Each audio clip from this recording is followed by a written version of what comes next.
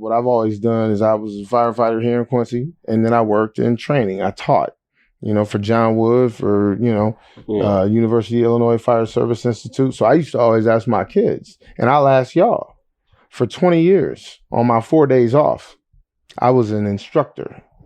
So you tell me, am I a firefighter or am I an educator? I actually came from the lowest part of society. They were expendable people. Yeah. Initially, right? That is not my job. That's not what I signed up for. Or I signed up for two things. I saved lives and property in that order. Even the young people that you go and speak to have ever like tried to tokenize you. Like, we don't see very many black firemen or anything like that. Yeah, I mean, so this might get controversial. I'm ready for it. You know what I'm saying? Holler at me in the comments. You know what I'm saying? if you need to talk about it, but.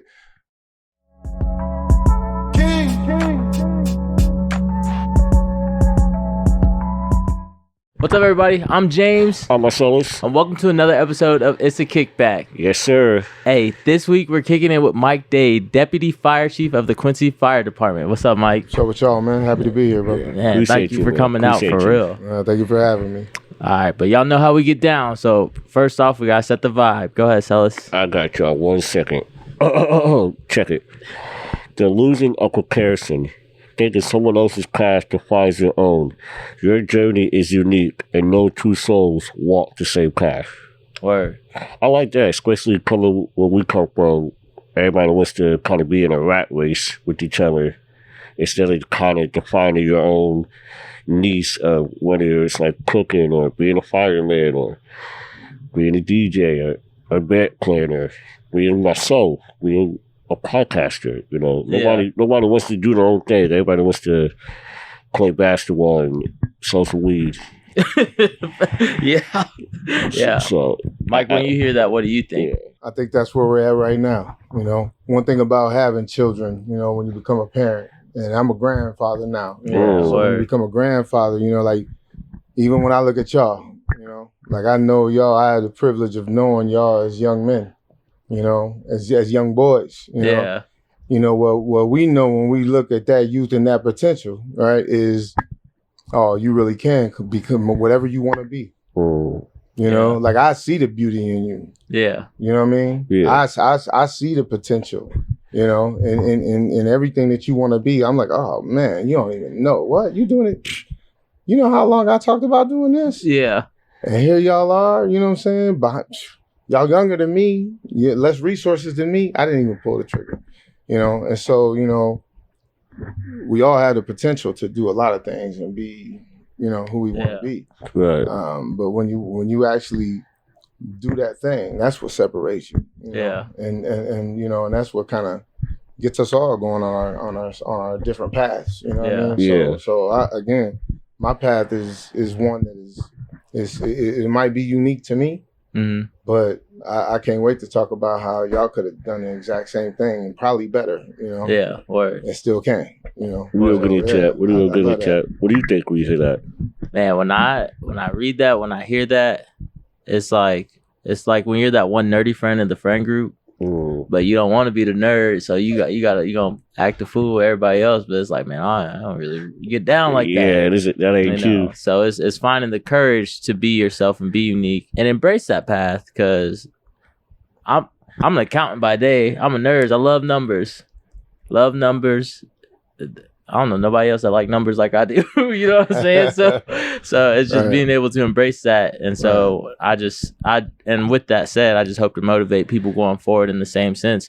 Because I remember one time you stopped me and KJ and he was like, how come y'all not coming out to be firemen? And you just stopped us and called us out. We was like, that never even crossed our mind, Right. That's crazy. But that gets down to, some social construct and things that aren't always visible in a sense. But so I'm excited. I'm glad you're here. Thank you for being here. Yeah. Thank you for having me, fellas. Yeah. I cannot tell you how excited I am, Yeah. Very, very proud that y'all asked me here. Yeah. For sure. Nah, we're grateful. So let's get into it. So let's do it. Yep. Deputy Fire Chief of Quincy Fire Department. What is that like? Depends on who's asking. You know? Word. If you asking, you know, when you asking me, this is what I'm obligated to do. You know, and you know, for every job that belongs to me, you know, I do it as best I can, and you know, it doesn't matter, you know, if it's, you know, because I've worked at, you know, Little Caesars Pizza. Word. You know, I worked at a daycare. You know, and to me, all of those jobs are equally as important. Ooh, you know, like when I'm working, you know, my work is you know, I think that people get there's a misnomer that what you do is who you are, right? But I think that what's more important is what you're doing, right? Is what is the most important thing. Yeah. So do that well. You know what I mean? If I'm cooking somebody's food, I'm gonna do that well. You know, and if I'm, you know, again, we can talk about all kinds of jobs that I've had. I was a salesperson, you know, and I meant that. You know, I went into that, and so, you know, being a deputy fire chief, you know, it's to me there's similar principles, but this one is a little different because it's the fire service, man. You know what I'm saying? And there's a profession that goes along with that, and there's a profession behind that. You know, and so, you know, again, that's the rabbit hole that I love. Yeah. And I'm here to talk about. So you're a chief now, but take us back to the beginning. What made you even think about being a firefighter in Quincy, Illinois, of all things to do? Yeah. So I was born here. Right. You know, I was born here and didn't really, you know, grow up here. I grew up visiting here, you know, coming back very often. And, you know, my mom, Rhonda Thompson now, you know, who was originally in Humphrey from across the river in LaGrange, and, you know, just to do the math. So, you know, y'all's parents can tie the family thing into historic documentation. But, you know, my older brother moved back here, you know, Dade, y'all know Damon. Yeah. You know, he's a fire chief now in Atlanta. Shout out to Damon, Right, yeah. Shout out to Damon, you know what I'm saying, for, you know, leading the way. I trusted my older brother. That's how I got here. Okay. He called me and he said, "Yo, I don't know what you think about this, but you know, here it's this. You know, he laid a couple of things out to me and was like, "Can I send? You know, you mind if I send you an application? There's a testing process." I'm like, you know, okay, bet, you know, whatever. So he is standing on all the grants to you, and you latched on. Yeah. I mean, I honestly, he told me what I needed to do. There's a test, you know. He helped me prepare for the test, and I mean, honestly, when it came to, I tested number one. You know what I'm saying? Yeah. Hey, talk your shit. Yeah. You know, and that's relevant because, you know, I wasn't really going to take the job. I wasn't going to come here because it's Quincy, and not because of, you know, what people might think. But, you know, for me, this was home where I visited. It was small time. You know what I'm saying? My life was moving a little faster. You know, I didn't want to come here. But, but you know, I mean, if I didn't come here, I was going to make sure that I did my part. You know what I'm saying? You know, Big Bro extended the, you know, he like, yo, here's some advice, man. Yeah. You know, do this, try this, you know? So I was like, okay. You know, and I trusted that. And then it turned into, okay, well, maybe this is something I should pay attention to. For sure. So how is that beginning process? So you say you take a test. Mm-hmm. What are some of the other things that go into qualifying to be a firefighter? Because that's not something we're talking about. We're talking about police and we're talking about other these. So what goes into being a fireman? It's different for every department that you work for. Okay. Right? I work for the city, actually. Okay. Right? Yeah. Just like there's a water department and there's a police department, you know, and you know, there are other departments of the city.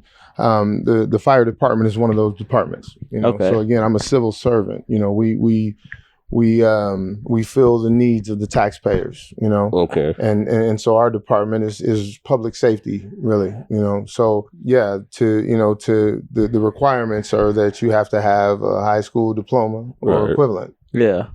You know, right now. Now there are other educational and different things that you can put on your resume, you know, that give you a better chance, but basically it's a competition. You know, we are testing for the best, you know, candidates. Mm-hmm. Right. And you know, it's the fire service, you know. Yeah. You gotta be able to drag some hose. Yeah. You know? Yeah. You gotta be able to carry some weight. You know what I mean? You gotta be able to, you know, do some things, you know.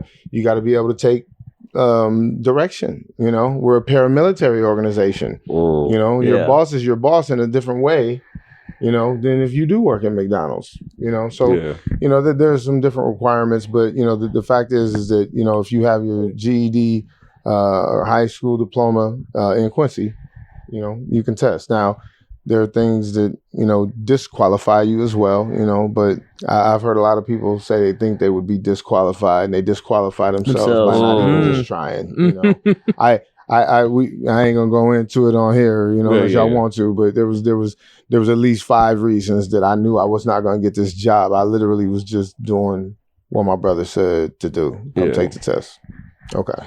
So you say you got to take orders and you got to be able to carry a hose.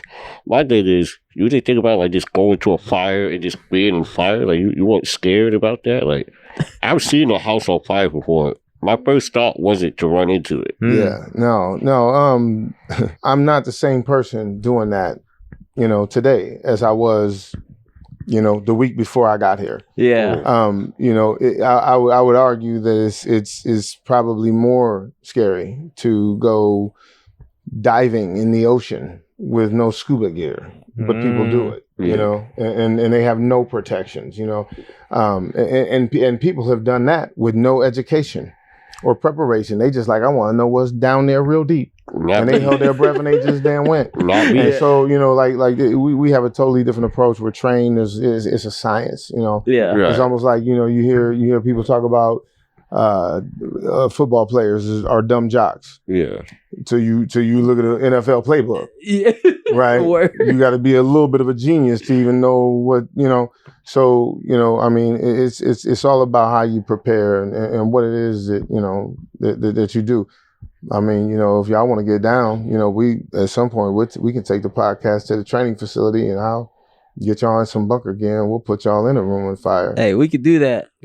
So I'll think about it. I'll think about it. Yeah. He said, I'll hold the camera for y'all. Don't just say, relax. Yeah. No, that would be dope. Baby steps. Exactly. But again, the fire service experience, again, it's a profession.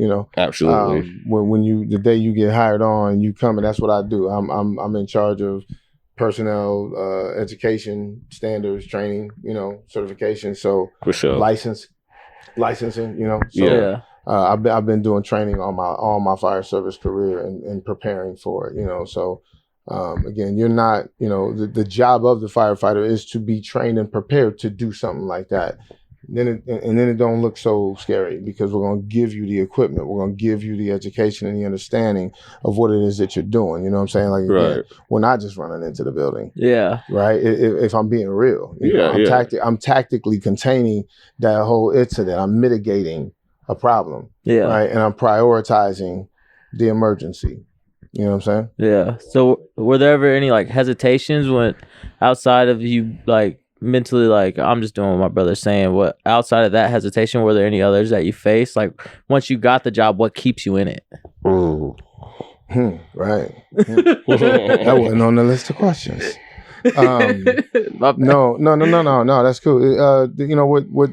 What keeps me there is what made me understand I was in the right place in the first place. Is that you're always gonna have some challenges. The job there is to be prepared for the challenges as taxpayers, right? Yeah. My job is to make sure that I have everything that we need to be prepared for the job. So that just. It's diving headfirst into your craft, and it is a craft. There's a skill set that goes along with, becoming a firefighter. And, because of the training that we have, we're considered subject matter experts. Okay, yeah. Right, and it's not a light responsibility, So, my job is to make sure that I'm paying attention to what it is that I'm doing. And if somebody else tells you something different, well. Right. Now you got to make a decision on your own. Again, I did my job as a professional, and I decided, this is what we got to, I do my job as best I can. So being a city worker and being a fireman, and like you say, you grew up around here, you visited a lot. Yeah. I'm sure you understand what kind of town that we live in. Yeah. You're a big black man. Sometimes you might not get the appreciation that you deserve for what you do as an active service. Have you ever ran into some challenges maybe during a fire or maybe trying to put a water hose out? Like, have we ever ran into challenges based on the city that we're in? I think that there are definitely some things that are unique, in my experience to Quincy. Yeah. But they're not unique in my life overall. Right? I've run into these things a lot of different places. Yeah. And in fact, as far as I'm concerned, a lot of them don't have anything to do with me being a black person or me being in Quincy. Yeah. Right? My aunt, my Auntie D, hi Auntie D, she lives in, she lives in Quincy. She's a resident of Quincy. Right. She knows me better than anybody knows me. So my responsibility to her as a taxpayer, as a citizen, I'm supposed to be good at my job, man. She looks at the responsibility I have. She didn't expect this. Yeah. You know how he was. Yeah. You know what I'm saying? Her and my mom could tell you some stories where, he's not responsible enough to be the chief. Yeah. And so it ain't even just people that don't know me. It's people that do know me. Yeah. Sometimes the people that know me are the ones that's the most difficult, right? So, my job, no matter what, is to understand that there's a lot of different reasons that people might question my ability to carry the load that I'm expected to carry. It's my job to make sure everybody's shook. Is to make sure everybody is surprised. Make sure everybody got me fucked up. Yeah, word. Nah, word. I ain't supposed to say that on here. You good. It's a kickback. He be wildin', so you straight. That's still PG-13. You straight. Yeah. This man. We'll get to that later. Well, so I respect that. Yeah. You touched on a great point about is sometimes the people I just kind of want to double down on that. For the people that like want to achieve something that's different from the peers around them, like you're gonna hear it regardless. So for you, did it? I don't want to be that straightforward, but so now that you've done it, you have the experience, you've heard the naysayers, you've got through that. Yeah. You ever popped your shit? Do you, not even flexing, but like, do you currently feel like this was like, okay, I'm meant to be in this position? No. No, I'm blessed to be in this position. Word. The truth is that the naysayers are not wrong until I prove them wrong. So respect to the naysayers. Sometimes it takes that, for us to understand who we actually are. Like I've told my kids, what I'm saying, and a lot of the young people that have cared to listen, that I feel like there's three versions of all of us. There's the version that is the one that we all know the best. That's who you think you are. Yeah. So when people when I hear the question, who do you think you are? It's one of the funniest things. Like just in my own brain, right? Yeah. Because who do you think you are, right? That's who you. That's a version of you. Yeah. Then there's another version of you that is as equally important, right, and valid, and that is who do others perceive you to be. Mm-hmm. One of the most humbling experiences I've ever had in my life is when my son and a handful of his friends happily, came and told me the vote was in. You're the scariest dad of all of the dads. And I'm like, what? I'm the cool dad. Like, what you mean? Yeah. I can dunk on y'all. Like, I got, Yeah. I listen to the same music. But their point was valid. Their perspective was valid. I knew what they meant, but it hurt me. Yeah. But then there's another version, and the third version I think is the one that actually this is your obituary. This is what they write about you. What have you actually done? Who are you? So again, going back to the naysayers, for me, the people, I don't care who they are. If they're people that know me or have never known me, or they look at me and they determine that surely I can't be this, they're only wrong if I make it so that they're wrong. Yeah. So yeah, it's for me it's really kind of all the same. Yeah. So all right. So with that all said, kind of, can you break down what's a day in a life like as a fireman? Yeah, that's the beauty. So there are a lot of different shifts that you can work as a firefighter. I was going to ask that. Yeah. Right. So the most popular one and the one that they work in Quincy is a 24/48, which means that you come in for 24 hours. You come in at 7 in the morning. and you don't get off until 7:00 the next morning, and then you have the next 48 hours off. And then that is just your life, So again, all the firefighters in Quincy can tell you 20 years from now, if they stay on the same shift, do they have to work Christmas, in 2039, Yeah. So, wait, they already have it planned out that far ahead? 1 day on, 2 days off for your whole career. Right. Shit. Yeah. At 7 a.m, you show up to work, and we have a lot of toys. We have a lot of equipment. We have a lot of things that we are responsible for knowing how to operate. And so our the first hour, 2 hours of our day is taking care of the city equipment. When I come in, if I'm the driver of the fire engine, I got to make sure that there's fuel in it. I got to do a walk around. I got to check it. I got to make sure that everything that I need and expect is on that truck. I got to make sure it's full of, the water tank is full. Right? Like I got to be prepared for everything. Yeah. And so that's, checking, all of our equipment, all that. And then, depending on if it's, what day of the week it is, there's a typical work day, and I say typical, but the work day of a firefighter is absolutely atypical. But from about 7 a.m. until about 4 or 5 in the early evening, they are working, they are doing things, they are being productive, they're doing public education events, going to schools. I remember being at y'all's school. My work day, teaching y'all how to get out of the house in case of a fire. Right, they're doing business inspections, hydrant inspections, responding to calls. Training, there's a lot, every day. So until about 4 or 5 o'clock, and then from then until 7 the next morning, for the most part, they're just kind of waiting to be needed, waiting for the alarm to go off and responding to, emergencies around the city. So when our alarm goes off, what is the average or supposed average time to get to the destination needed? We get to anywhere in Quincy within 3.5 minutes. And in some places, faster than that.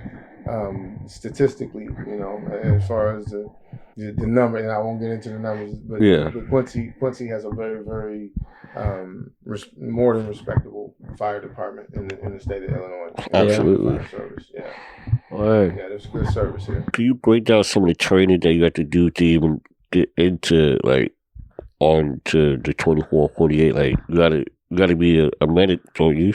You have to learn how to be a medic. So you have to learn how to operate whatever machinery you have to do. What can you break down some of that? Because I don't know what it is. I'm just naming stuff. Sure, yeah. So again, like I said, you can come out of high school. You can graduate college, 2-year degree, whatever. When you're 21, you got to be 21 years old to get hired on. Okay. Really? You can get an application at 20 and a half, right? Because the hiring process takes some time. But, again, you get fresh out of high school, fresh out of college. You don't have any training. We send you to a 10-week academy. Okay. Right? I've actually got 2 guys that just started Wednesday. They're leaving March 3rd, and they're going to be gone for 10 weeks, And during the first 7 weeks, they're going to get book knowledge and actual hands-on experience, skills training on how to be a firefighter. And then the next 3 weeks are, just some other classes that, kind of pertain to, other things that you have to know. Vehicle machinery, which is, vehicle extrication when people are in car accidents. Okay. And then hazardous materials. Like the saws chemical spills. And, So there are specific skill sets that they have to learn. They do that for 10 weeks. Then they come back. Everybody has to be an EMT basic in Quincy. Okay. You see, we do have 22 of us. I think 22 out of 60 of us are paramedics, right? Okay. But they have to at least be an EMT basic. So and then we send them to John Wood to do that, and that's a semester, which is probably 4.5, 4 or 5 months. Of training. So there's a lot of training that goes into it. Yes. I'm glad to hear that. Yeah, You don't want to be called people that don't know what they're doing. Yeah, right. Yeah. Right. So going into that, what are some of the tips you shared with your new hires to get through that training? To get through the training? Yeah. stay awake. No. So the same thing same thing I say to my kids at school, same thing I say to anybody learning anything. Ask the questions that you need answered. Like there's a tremendous amount of responsibility that falls on your shoulders. If you're in a vehicle accident, right, you driving your car, you crash it, you can't get out now, right? Because your car is mangled. Even if I look at your car and I think it's a total loss, it's not a small decision to then rip the door off. Yeah. They're about to get the authority, to make decisions like that. Okay. Break into this bank because the alarm's going off, things that you would get arrested for, things that are not easy to do. So again, there's some stuff you got to learn, if you don't know, make sure you know, ask the question, because again, learning is a process and there's a responsibility on the student, to learn, like the teaching. Okay. Like we'll talk about the teacher after we make sure you did your job of learning. Okay.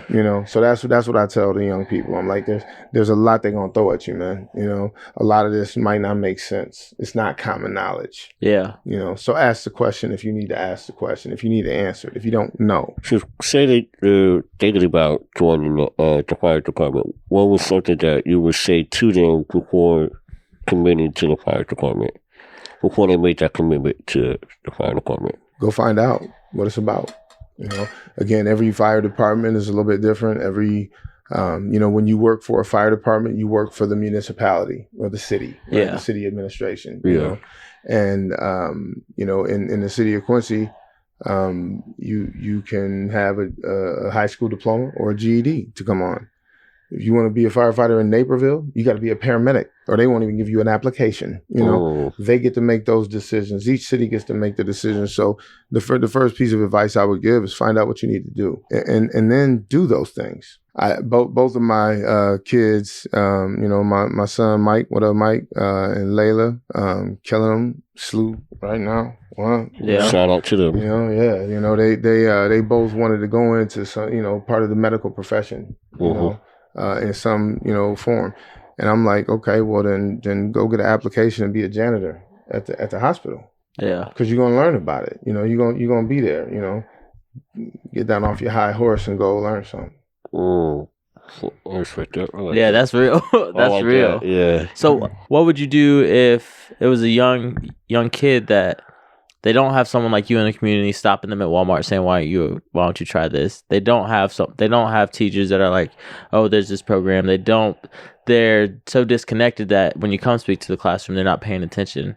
What are some ways they can discover the forms to even be interested in? Like, I don't know if that makes sense. I don't know if I worded that correctly. It does. Okay. Yeah. So how would they go about discovering what it takes to even be that? No disrespect. Let me just ask y'all this. Before I came on, did you Google firefighter? No. Did you Google? I Googled Quincy's and looked into that Quincy's a little bit. Right. So, my thing is like, young people right now are in an information age. Agreed. What you don't know is really your own fault. And I put myself in that same category because, here I am in the information, but, you got to find out about the things that you dream about, all of us, dream and, there's so few of us that can tell us what it takes, to live that dream out. Like you can ask somebody what would they do if they won a lottery. Do you know how few people you ask that question actually decided already what they're going to do when they win the lottery? So if you want to win the lottery and you want to make sure you don't blow that money, you better have a plan for that, So when you're saving lives and you're running to these buildings and you're doing all these acts of service, and I don't want to sound rude when I say this, but do you think that, like, does the thought ever come across your mind that, like, man, if the roles were reversed, they wouldn't do this for me? No. No, because the thing is that I don't know if the roles reversed, they wouldn't do it for me. There's a history of racism in the fire service because there's a history of racism in this country, right? Yeah. But there are also, in that history of racism, there are people that put that aside and just did the job. Yeah. Because honestly, the firefighter actually came from the lowest part of society. They were expendable people. Yeah. Initially, right? And dating back to the Crusades. Yeah. Where the Maltese Cross even comes into play, right? Like where this was all built, service. Yeah. Okay, well, there wasn't no royalty in service. You know what I'm saying? So yeah, there's some things nationally and culturally that creep in, and that's part of it. But no, I've never thought that because that is not my job. That's not what I signed up for. Or I signed up for two things. I save lives and property in that order. Now, what I would argue is probably more influential is whether or not I'm brave enough when the time comes. There are very few firefighters that actually have the opportunity that when you need them, and we're right there, and we have everything we need. I would argue with you, and I would defend every firefighter, no matter what the optics. When that opportunity showed up, that had everything to do with what his heart was about and whether he belonged in that position. Right. Then it had to do with what do I feel about these people? Yeah, the nuances. Yeah. So again, I don't worry about that. Yeah. So, with that said, do you feel like the risk is kind of worth the reward? You got to. Every firefighter has to decide that for themselves. Yeah. We train on the principle of risk little to save little, risk a lot to save a lot. Right. Okay. That's a value decision for every person. In that opportunity, like I said before, but. I've seen people die for less. I could tomorrow I could step off a curb at the wrong time and get taken out by a bus. And honestly, the opportunity, for me to have perished by he was trying to save somebody. Oh my gosh! What better gift can I give my children? You know what I'm saying? Like, I don't want them to be like, oh yeah, my dad, drank too much, died of cirrhosis of the liver. Yeah. He got cancer, he out of there, or he just fell off some shit and just, there's all kinds of things that could take us out, So, our job is not to just recklessly throw it all to the wind. You know what I'm saying? I'm heavily calculated. All my people are heavily calculated in every situation we go into. Now it's really, really dangerous, but we don't think like, oh man, if this kills me, Yeah. I have been somewhere and I thought, man, if I die right here, right now, man, Yeah. But never where it was like, oh, do I go or or do I, Yeah. Dang. All right, so this is what all the young boys gonna be worried about. So what's the pay like? I was just thinking that. They want to know, like, you're risking a lot, but what's the So in Quincy right now, I mean, honestly, nobody joins the fire service to get rich. Fair enough. They join the fire service. Well, I don't want to speak for everybody, but when we're talking about the financial potential of the fire service, right? You're because you on a professional fire department, you work 24-hour shifts, so you become time rich, right? When I say they work 24 hours on and 48 hours off, part of the reason I came down here is because my son Mike, y'all know, Mike, he was 5 years old, and I'm like, okay, so. I got work one day and then I can hang with my son for 2 days. You know what I'm saying? So I was time rich, but my long work week is when I work Sunday, Wednesday, and Saturday. So if I only work 3 days that week, and that's my long week, okay. Well, I have 4 days of the week that I'm actually off. Yeah. So this is what I always ask my children, right? Because like my part-time job, what I've always done is I was a firefighter here in Quincy, and then I worked in training. I taught, for John Wood, for, University of Illinois Fire Service Institute. So I used to always ask my kids, and I'll ask y'all, for 20 years, on my 4 days off, I was an instructor. So you tell me, am I a firefighter or am I an educator? Word. Because I work 3 days a week at best firefighting. Yeah. I work 4 days a week as an educator in the fire service. So yeah, you tell me, what do I do? Again, what we define ourselves, as is different than everybody else. But yeah, you become So I say that to say that I know people that have jobs outside of the fire department that they get paid more than they do at the fire department. So I've been dodging the question or the answer. You're doing a good one. Right, you're doing a great job at it. 53,000. I think we're at like 53,000 for the starting salary for a Quincy firefighter. And that's just a high school diploma. Mm-hmm. Well, that's you got to get through my training first. Yeah. But yes, with a high school diploma, and again, right now, I mean it's public knowledge, but I make 109,000 as deputy fire chief. Yeah.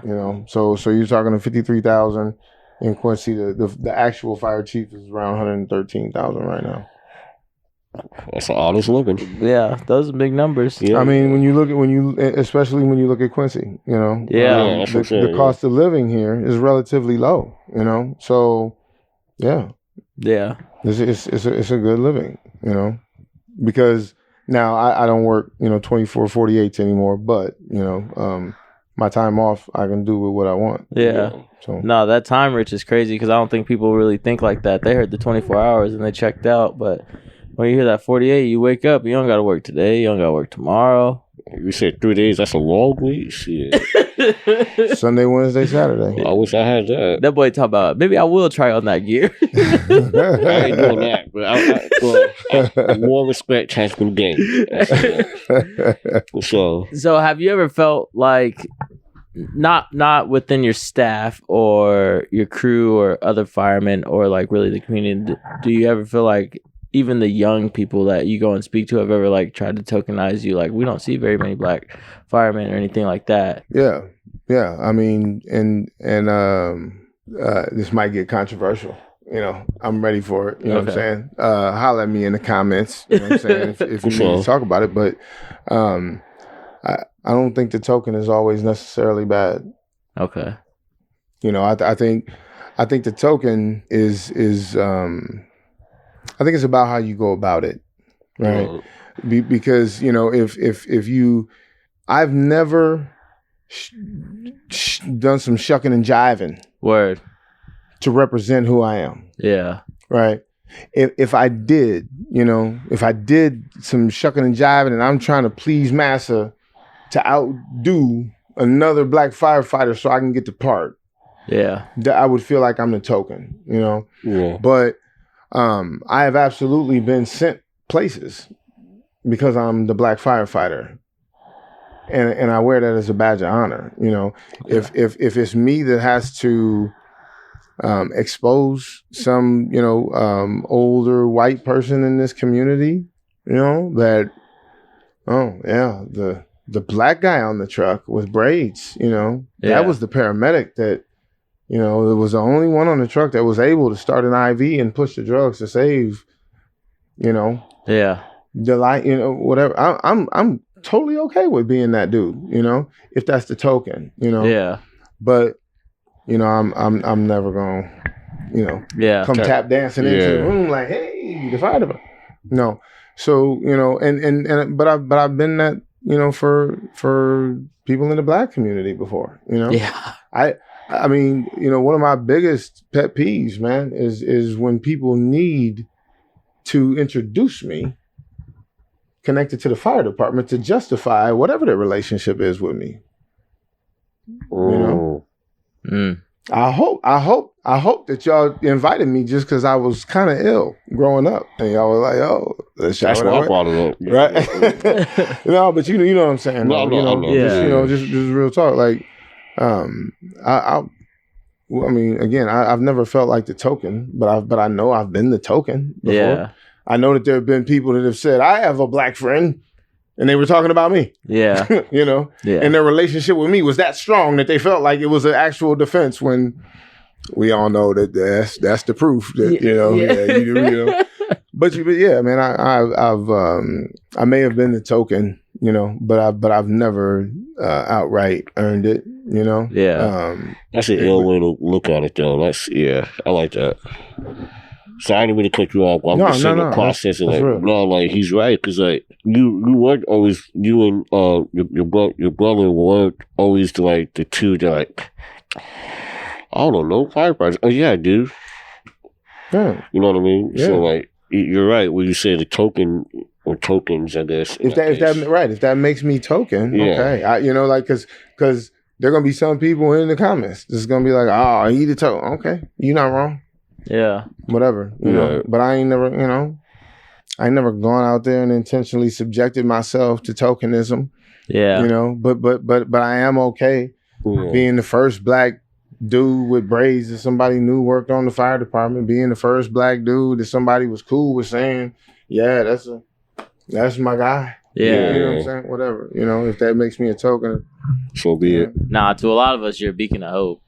To me, like, it was so crazy because when you stopped us in Walmart, I didn't know that's what you did. And you're like, so me and KJ are walking off, and I was like, how does he know about it? He's like, oh yeah, he's a fireman. I was like, word, like, never even crossed my mind that was something like someone like us would be capable to do. Yeah. So I don't look at it like a bad thing, but I know that's just one of those things that it comes sometimes in the sense of. Listen, when Damon called me again, shout out, you know, Diesel, you know, when he called me, I knew what a firefighter was. Yeah. You know what I'm saying? I couldn't name 2 firefighters. Yeah. You know what I'm saying? Yeah, I knew what they were. I thought I knew what they did, you know. I never thought about it, you know. He did the same to me. You know, he's like, yo, let me send you an app. You know, it's you know, it's really not that special. Yeah. It's just. But it is though, because like at least I never thought about it like that. So it is special to me. I would say. Thank you. So, are there any other heavy topics that you want to kind of discuss, or? I mean, there's one more. Okay. Yes, sir. So, and this is might be fictional TV bullshit, but you always see like cops and firefighters talking along. Is that like a real life thing, or is that like just for TV storyline bullshit?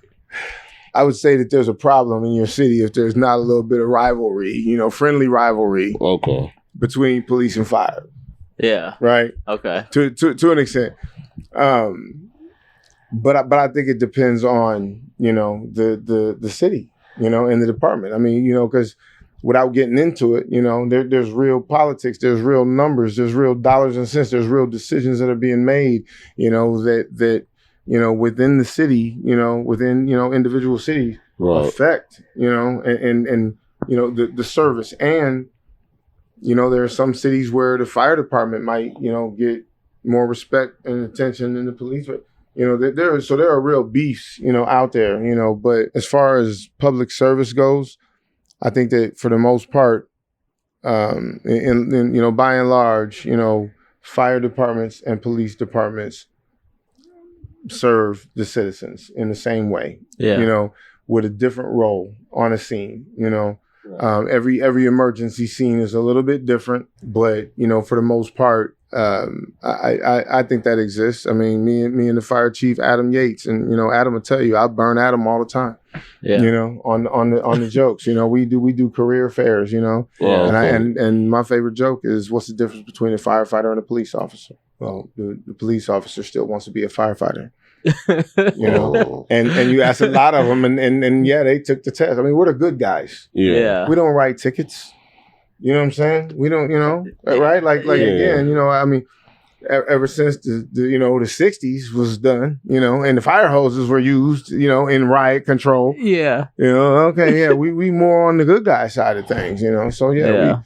I turn that knife in all of my police friends a little bit, when I get a chance to. Yeah, I did say nobody ever says fuck the fire department. I did say that. Real talk. Real talk. Ain't nobody made no albums. Yeah. You know what I'm saying? Talk about F to FD. Yo. So facts. All right. We're at the tail end of this, but is there like a message all right, first let me rewind. First, if they are curious about this, where can they go to kind of learn more? The fire department, go to your fire station. Just go to your local fire station and tell somebody that you're interested and find out what it takes to become a firefighter in your city, in your town, whatever the case might be. Don't call, go, show up. There's a disconnect, between young people and older generations right now. I think because of, technology and some of the things that, and the fire service is one of those services that, it's a service of passion, and so, I can't tell you how many people have called me wondering what it was, about. Yeah. I can tell you Ryan Hill showed up and he asked me. And then every time I turned around, there he was. He found out, he got involved, you know what I'm saying? So, go there, find somebody, talk to somebody and figure out what it takes, to become a firefighter. Because if you've ever thought about it or just now is the first time you thought about it. Yeah. Well, you want that job more than you do. That's what I promise you. I don't care where you get it. Yeah. That time rich is... They don't even understand that. When you said time rich, I said, "Oh man, he is rich, huh?" Hey, so. wait until you find out a couple young people that you've known since they was, young, think you a big deal, because that's where you work, huh? You want that job more than you know. You know what I'm saying? Yeah. So I guess the next thing is you guys have this youth program as well for 18 and under, or what's kind of the stipulations for that? Yeah, so we have something called an Explorer Post, okay. and we work, directly with the Boy Scouts of America. Actually, my man Ricky Dula is what's up? Shout out Ricky. What's up, Ricky? Ricky is he's also somebody that y'all will want to put on this program, and what I'm saying, I'll make that connection later. Let's make it happen. Yeah, but at any rate, the Boy Scouts have a program that they call the Explorers program, and these explorers are in a lot of different industries. But in the fire service, what it does is it allows that young people from 14 up to 20 years old to train with us, hang with us, respond with us, learn what we do, Wait, respond? Like go on? Oh, yes. Shit. The first fire that I ever went into, I hadn't gone to the academy yet. We just got done with some training up at Upper Mormon Park, some ice rescue training. Everybody leaves me. I show up to the fire late, and two explorers, 17 and 18 years old.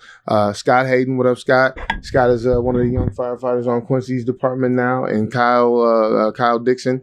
What's up, Kyle? Kyle is captain at the Adams County Ambulance Service, and he's a paid on-call firefighter for Tri-Township.